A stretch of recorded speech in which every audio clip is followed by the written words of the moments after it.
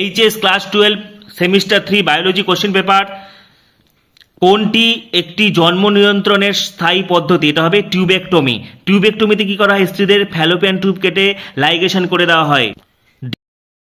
HS biology third semester question paper 2027, HS 2027 biology third semester question paper, HS biology last minute suggestion third semester biology. এই মুহূর্তে তোমরা যারা যারা 2027 উচ্চ মাধ্যমিক তৃতীয় সেমিস্টার থার্ড সেমিস্টার স্টুডেন্টসদের জন্য আজকের ভিডিও মোস্ট ইম্পর্টেন্ট হতে চলেছে।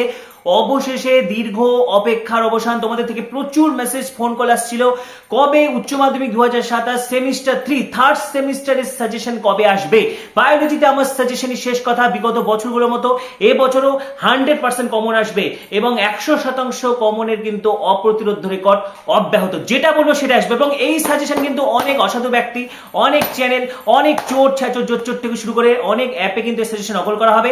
কিন্তু যাই হোক, স্টুডেন্টসদের উপকারে এলে আমি খুশি। তো তোমাদের প্রচুর রিকোয়েস্টে আজকে আমি নিয়ে চলে এসেছি উচ্চ মাধ্যমিক বায়োলজি জীববিদ্যা তৃতীয় সেমিস্টার শেষ মুহূর্তের চূড়ান্ত প্রস্তুতি। যারা যারা ভাবছো কিচ্ছু পড়োনি, কিচ্ছু পড়া হয়নি, কিভাবে বায়োলজিতে আমরা তুলবো, বায়োলজিতে এবারও তুমি পাবে 35 নম্বর কিন্তু হাতের মুঠোয়। এবং দেখো পরীক্ষা আসন্ন এবং এইচএস এর যে থার্ড সেমিস্টার সিলেবাস, এখানে দুটো ইউনিট, মাত্র দুটো ইউনিট কিন্তু তোমার ভাগ্য বদল করবে।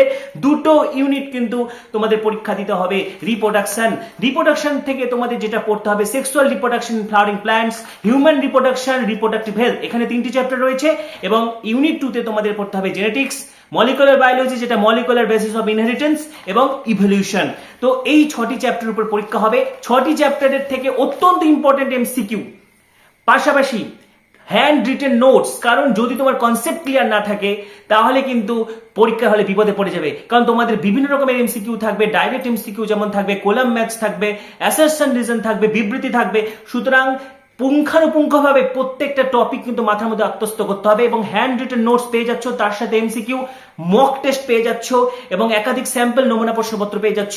তোমাদের জন্য বিশেষভাবে কিন্তু এক্সক্লুসিভলি আমি এই যে থার্ড সেমিস্টার বায়োলজি 100% কমন যোগ্য সাজেশন আমি ডিজাইন করে দিয়েছি। প্রত্যেক বছরের মতো এই বছরও কিন্তু 100% কমনের অপ্রতিরোধ রেকর্ড অব্যাহত। যারা যারা এই পিডিএফটি পারচেস করতে চাইছো, যারা যারা HS third semester biology suggestion PDF purchase করতে চাইছো, ন্যূনতম চার্জ রাখা হয়েছে 8768035331, 8768035331। এই নম্বরে সরাসরি হোয়াটসঅ্যাপ করো এবং ইতিমধ্যে তোমাদের থেকে প্রচুর মেসেজ আসছে। অনেক যারা যারা আগে মেসেজ করেছিল তারা আরেকবার করে মেসেজ করে নেবে, সকলে রিপ্লাই পেয়ে যাবে, ধৈর্য ধরতে হবে। তো সরাসরি শেয়ার করে দিচ্ছি এইচএস 2027 বায়োলজি থার্ড সেমিস্টার জীববিদ্যা বায়োলজি তৃতীয় সেমিস্টার। এবার তুমিও পাবে 35 তার আগে বলছি, যারা যারা আমাদের চ্যানেল নতুন ভিডিও দেখছো এখন সাবস্ক্রাইব করো, পাশে থাকা বেল আইকনটি প্রেস করো, এই ভিডিওটি প্রচুর শেয়ার করে দাও। যারা টেনশন করছে যে কিচ্ছু পড়ায়নি, কি করে নম্বর পাবে, সমস্ত আপডেট তোমরা এখানেই পাবে। প্রথমে রয়েছে আমাদের ইউনিট 1, ঠিক আছে। ইউনিট 1-এ আমাদেরকে 3টি চ্যাপ্টার পড়তে হবে নিউ সিলেবাস অনুযায়ী। Sexual reproduction in flowering plants পড়তে হবে, হিউম্যান রিপ্রোডাকশন আর রিপ্রোডাক্টিভ হেলথ। বিশেষ কিছু প্রশ্ন যেমন দেখো, কোনটি ইতর পরাগযোগের সঙ্গে সম্পর্কযুক্ত নয়, যেমন আউটব্রিডিং ডিভাইসগুলো, ঠিক আছে। ডিম্বক যে বৃন্তর সাহায্যে অমরের সঙ্গে যুক্ত থাকে। ডিম্বকের ভ্রূণ পোষক কলাটি হলো হ্যাপ্লয়েড, ডিপ্লয়েড, ট্রিপ্লয়েড, পলিপ্লয়েড, ঠিক আছে।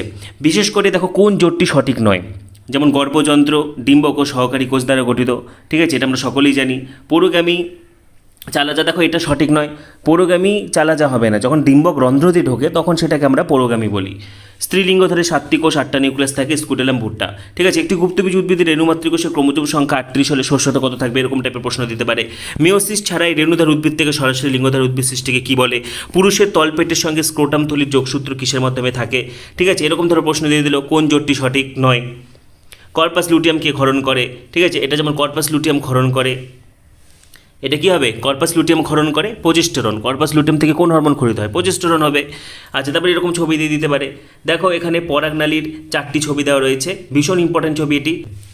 একটি সপুষ্পক উদ্ভিদের দ্বিনিষেক পদ্ধতিতে কি হয়? দ্বিনিষেক পদ্ধতিতে আমরা জানি দুটো শুক্রাণু থাকে, একটা শুক্রাণু ডিম্বাণুর সঙ্গে মিলিত হয়ে জাইগোট তৈরি করে, অপর একটি নির্ণীত নিউক্লিয়াসকে শস্য নিউক্লিয়াসে পরিণত করে। তো এগুলো খুব ভালো করে পড়তে হবে। কপার-টি এর কাজ কি? অ্যামনোসেন্টেসিসের মাধ্যমে কি করা হয়, ঠিক আছে। তো যারা যারা একদম উত্তর সহ পিডিএফ নিতে চাইছো, ঠিক আছে, উত্তর সহ পিডিএফ এবং তার সাথে হ্যান্ড রিটেন যারা নোটস নিতে চাইছো, 8768035331, প্রথমে যেটা বললাম 8768035331, এই নম্বরে সরাসরি হোয়াটসঅ্যাপ করো, ঠিক আছে। যারা আগে পিডিএফগুলো পারচেস করেছো তারা ভীষণভাবে উপকৃত হয়েছে। এবং সকলেই কিন্তু 35-35, কারণ কনসেপ্ট থাকতে হবে। কনসেপ্ট থাকলে যে কোনো জায়গা থেকে তোমাকে প্রশ্ন দিক, সেটা কিন্তু তোমরা পারবে। এই জিনিসগুলো অবশ্যই মাথায় রাখবে। যেমন দেখো এখান থেকে প্রশ্ন দিতে পারে মেল রিপ্রোডাক্টিভ সিস্টেম থেকে, শুক্রাশয়ের গঠন ভেরি ভেরি ইম্পর্ট্যান্ট, ঠিক আছে। ডিম্বাশয়ের গঠন ভেরি ভেরি ইম্পর্ট্যান্ট। স্ত্রী জননতন্ত্র থেকে ছবি দিতে পারে, এখান থেকে ছবি দিতে পারে, ঠিক আছে। ডায়াগ্রাম বেসড প্রশ্ন দিতে পারে, যেটা হচ্ছে মেনস্ট্রুয়াল সাইকেল, রজচক্রের সময় ডিম্বাশয় এবং জ্বরের কী কী পরিবর্তন হয়। তো এই জিনিসগুলো একটু ভালো করে কিন্তু পড়তে হবে, ঠিক আছে। এরকম ডায়াগ্রাম বেসড প্রশ্নগুলো, তো এই জিনিসগুলো কিন্তু খুব ভালো করে দেখতে হবে। ভ্রূণ বৃদ্ধির ক্রমপর্যায় কোনটা? আমরা সকলে জানি জাইগোট, তারপরে মরুলা, তারপরে গ্রাস্টুলা ভ্রূণ, যেটা এফটি জিআইএফটি, এই জিনিসগুলো অ্যাসিস্টেড রিপ্রোডাক্টিভ টেকনোলজি। তো এই জিনিসগুলো কিন্তু খুব ভালো করে পড়তে হবে, ঠিক আছে। 41 নম্বর প্রশ্ন দেখো, তারপরে 42 নম্বর প্রশ্ন বিবৃতি টাইপের প্রশ্ন। যেমন দেখো স্তনদানকারী মাতা সাধারণত গর্ভধারণ করে না, কারণ এরকম দিতে পারে। 42 নম্বর দেখো বিবৃতি 1 বিবৃতি 2, ঠিক আছে। কোনটি বিবৃতি 1 বিবৃতি 2 উভয় ভুল, নাকি বিবৃতি 1 সঠিক কিন্তু বিবৃতি 2 ভুল, বা বিবৃতি আই ভুল কিন্তু বিবৃতি 2 সঠিক। তো এই জিনিসগুলো, ঠিক আছে। এমটিপি কতদিন পর্যন্ত সুরক্ষিত থাকে? তো এই জিনিসগুলো কিন্তু খুব ভালো করে পড়তে হবে। ডায়াগ্রাম বেসড প্রশ্ন, ছক মেলানো। দেখো এমসিকিউর কিন্তু নির্দিষ্ট কোনো সাজেশন হয় না, কিন্তু তোমার কিছু টপিক যদি তুমি পড়ো তাহলে সেখান থেকে যে কোনো রকম এমসিকিউ কিন্তু পারবে। দেখো অ্যাসারশন রিজন, মানুষের ক্ষেত্রে একটি শুক্রাণু শুধুমাত্র একটা ডিম্বাণুকে নিষিক্ত করতে পারে। ব্যাখ্যা, নিষেকের সময় একটা শুক্রাণু ডিম্বাণু জোড়া পেলোসিডের সংস্পর্শে আসে এবং নিষেক পর্দা তৈরির মাধ্যমে পলিস্পার্মি বা অতিরিক্ত শুক্রাণুর প্রবেশে বাধা দেয়। তো অ্যাসারশন রিজন ভালো করে পড়বে। প্রাইমারি স্পারমাটোসাইটের ক্রোমোজোমের সংখ্যা কত? ঠিক আছে, এই জিনিসগুলো কিন্তু খুব ভালো করে পড়তে হবে। যেমন এই কোশ্চেনটা একটু আগে তোমাদেরকে বললাম, ঠিক আছে। ভেতর থেকে বাইরের দিকে, তো পরাগধানী ভেতর থেকে বাইরের দিকে কী কী থাকে, এই জিনিসগুলো ভালো করে পড়তে হবে। বেশ কিছু এমসিকিউ, ঠিক আছে। কোনগুলি ইতর পরাজকের সঙ্গে সম্পর্কযুক্ত নয়? তো যারা যারা সাজেশন পিডিএফ পারচেস করতে চাইছো 8768035331 এই নম্বরে সরাসরি কিন্তু তোমরা আমাকে হোয়াটসঅ্যাপ করবে। ন্যূনতম চার্জ রাখা হয়েছে। ইউনিট 2তে যাব, ইউনিট 2 দেখো, ইউনিট 2 বংশগতি বিভেদ থেকে, ঠিক আছে। তোমরা কিন্তু হ্যান্ড রিটেন এরকম নোটও পেয়ে যাবে, যাতে তোমাদের কনসেপ্টটা ঠিকঠাক বিল্ডিং হয়। নিজেদের কনসেপ্টটা কিন্তু তোমরা ভালো মতো এখান থেকে তৈরি করে নিতে পারবে। তারপরে যে কোনো এমসিকিউ দিলেও কিন্তু তোমরা পারবে, ঠিক আছে। এবং ইউনিট 2তে কিন্তু অত্যন্ত জটিল বিষয়গুলো রয়েছে, যেমন গ্রিফিথের পরীক্ষা থেকে শুরু করে ট্রান্সক্রিপশন, ট্রান্সলেশন, ঠিক আছে। ডিএনএ রেপ্লিকেশন থেকে শুরু করে ওয়াটসন ক্রিক মডেল থেকে শুরু করে এখানে কিন্তু একাধিক বিষয় রয়েছে, যে জিনিসগুলো কিন্তু অত্যন্ত গুরুত্বপূর্ণ। যেমন সেন্ট্রাল ডগমা থেকে শুরু করে, ঠিক আছে, ল্যাক অপেরন, দেখো এখানে দেখো ট্রান্সলেশন থেকে শুরু করে প্রত্যেকটি জিনিস, ল্যাক অপেরন থেকে শুরু করে human genome project, DNA fingerprinting, এই টপিকগুলো না ভীষণ ইম্পর্টেন্ট। এগুলো পরীক্ষার জন্য কিন্তু অত্যন্ত গুরুত্বপূর্ণ টপিক। ইউনিট 2 থেকে যেমন দেখো A DNA, B DNA, Z DNA, এদের যে ডিফারেন্সটা, ঠিক আছে, তুলনাটা, এই জিনিসগুলো কিন্তু ভালো করে পড়তে হবে। এখান থেকে তোমরা এমসিকিউ পেয়ে যাচ্ছ। অভিব্যক্তি চ্যাপ্টার থেকে শুরু করে সব চ্যাপ্টারে কিন্তু তোমরা পেয়ে যাবে, ঠিক আছে। যেমন ধরো দ্বিসংকোচনের টেস্ট কস অনুপাত কত হবে, এই জিনিসগুলো কিন্তু খুব ইম্পর্টেন্ট। এরকম জিনোটাইপ থেকে কয় রকমের গ্যামেট উৎপন্ন হবে, তো এই জিনিসগুলো খুব ভালো করে পড়তে হবে। হিমোফিলিয়া, বর্ণান্ধতা, ঠিক আছে, মা বাহক, তারপরে মা পিতা ও মাতার মধ্যে একজন বাহক একজন স্বাভাবিক হলে কত % আক্রান্ত হবে, তো এগুলো ভালো করে পড়তে হবে। ডিঅক্সিরাইবোজ শর্করার কত নম্বর কার্বনে অক্সিজেন পরমাণু অনুপস্থিত থাকে, সেন্ট্রাল ডগমার সজ্জাক্রম থেকে শুরু করে বিভিন্ন, এখান থেকে কিন্তু তোমাকে রেপ্লিকেশন বলো, ট্রান্সক্রিপশন বলো, ট্রান্সলেশন বলো, ল্যাক অপেরন বলো, বিভিন্ন রকমের প্রশ্ন কিন্তু এখান থেকে থাকে, ঠিক আছে। যেমন ধরো ল্যাক অপেরনের যে অংশে আরএনএ পলিমারেজ যুক্ত হয়, এই জিনিসগুলো ভালো করে দেখতে হবে। Intron, exon, RNA splicing, genetic codon, AUG যেমন মিথোনিনকে কোড করে, ননসেন্স কোডনগুলো, ঠিক আছে, এই জিনিসগুলো ভালো করে পড়তে হবে। মিলারুরের পরীক্ষা, কোয়াসার বেড থেকে শুরু করে বায়োজেনেটিক সূত্র, গরম তরল স্যুপ, তারপরে ডাইনোসরের স্বর্ণযুগ কাকে বলা হয়, সমসংস্থ অঙ্গ, সমবৃত্তি অঙ্গ থেকে শুরু করে এই জিনিসগুলো, ঠিক আছে। জিন প্রবাহ, জেনেটিক ড্রিফট, হার্ডি-উইনবার্গ সূত্র। দেখো এরকম কুলাম ম্যাচগুলো কিন্তু দিতে পারে, ঠিক আছে। কুলাম ম্যাচ তোমাদের থাকবে। এমসিকিউকে নির্দিষ্ট কোনো সাজেশন না হলেও ভীষণভাবে কিন্তু এমসিকিউ তোমরা প্রচুর মার্কস পাবে। 35-এ 35 কিন্তু তোমরা তুলতে পারবে অবশ্যই, ঠিক আছে। তো দেখো এখানে প্লিওট্রপি, পলিজেনিক উত্তরাধিকার, এগুলো কিন্তু খুব কমন টপিক, এগুলো থেকে কিন্তু প্রশ্ন থাকবেই, ঠিক আছে। এই জিনিসগুলো কিন্তু খুব ভালো করে পড়তে হবে। ডিএনএ গঠনগত একক, মিথিওনিনের কোডন কোনটা, পাশাপাশি দেখো সেন্ট্রাল ডগমা থেকে এরকম প্রশ্ন দিতে পারে। অ্যাসারশন রিজন কিন্তু তোমাদের দিবে, বিবৃতি কারণ, ঠিক আছে, এই জিনিসগুলো। তারপরে ধরো ডিএনএ রেপ্লিকেশন থেকে প্রশ্ন দিয়ে দিল, বা ডিএনএর একটা বেস দিয়ে দিল, সেখান থেকে কোন আরএনএ তৈরি হবে, তার সিকোয়েন্স কীরকম হবে, বা হার্ডি-উইনবার্গ তত্ত্ব, পেডিগ্রি মেথড, পেডিগ্রি চার্ট দিতে পারে, ঠিক আছে।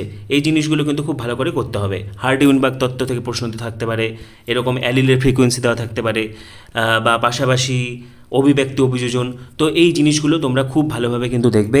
যারা যারা এই পিডিএফ পারচেস করতে চাইছো 8768035331 8768035331 কিন্তু আমি এগুলো তোমরা স্ক্রিনশটও করে নিতে পারো। যাদের এরকম উত্তর দরকার নেই তোমরা কিন্তু এরকম স্ক্রিনশটও করে নিতে পারো, ঠিক আছে।